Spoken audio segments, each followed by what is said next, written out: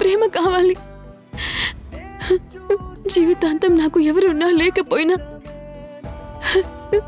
నీ ప్రేమతో నాకు నువ్వే అమ్మ అవ్వాలి, నాన్న అవ్వాలి.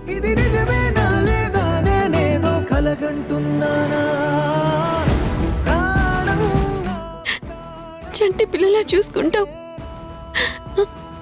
ఆ రోజు బస్లో నేను నీ భుజం మీద పడుకున్నప్పుడు